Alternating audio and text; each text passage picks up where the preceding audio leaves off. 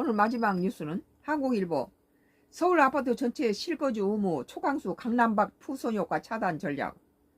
이제는 갈수록 대산이네요.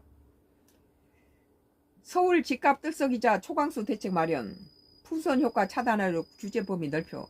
대출 한도 대폭 줄고 6억에서 4억으로 준다고 그런 소리를 들었는데, 대출 한도 대폭 줄고 실거주 의무 부여. 이제 사면은 전세 끼고 못 산다는 거죠. 네가 직접 와서 살아라 이런 거예요.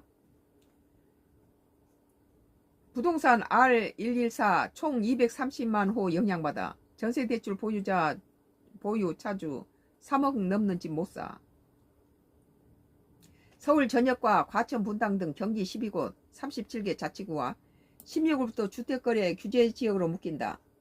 토지거래 허가구역도 동일 내 지역 내 아파트 전체와 동일 단지 내 아파트가 1개 이상 동 이상 포함된 연립 다세주택으로 확대된다. 연립이나 다세도 주택에서 아파트가 같이 있으면 그것도 다 된다는 거죠. 대출 한도를 광범위한 지역의 축소, 가수요와 풍선 효과를 동시에 억제하는 초강수로 풀이된다. 정부는 15일 정부 서울청사에서부터 부동산 관계장관회의를 열어 규제지역 확대와 대출 규제 강화 골자로 한 주택시장 안정화 대책을 확정했다. 이재명 정부 들어 지난달까지 2차례나 부동산 대책을 발표했는데 서울 강남권 한강벨트 중심으로 집값 상승세가 가팔리자 시장 예상을 뛰어넘는 규제책을 내놓은 것이다. 서울 주간 아파트 시세 상승률은 6월 넷째 주 0.43%에서 8월 넷째 주 0.08%로 떨어졌으나 지난달 마지막 주에는 0.27% 기록했다.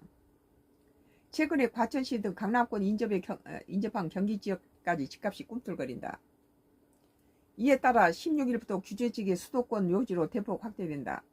조정 대상 지역과 투기 과열지구는 이미 지정된 강남, 서초, 송파, 용산을 포함해서 서울 25개 자치구와 경기 12개 지역으로 확대한다. 경기 규제 지역은 과천시, 광명시, 성남시, 분당, 수정, 증원구, 수원시, 영통, 장안, 팔달구, 안양시, 동안구, 용인시, 수지구, 의왕시, 하남시다.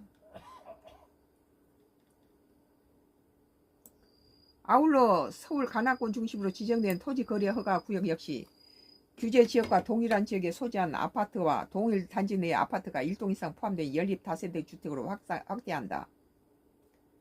그러면 연립이나 다세주택이 아파트가 될 수 있으니까 이렇게 규제를 하는 거죠.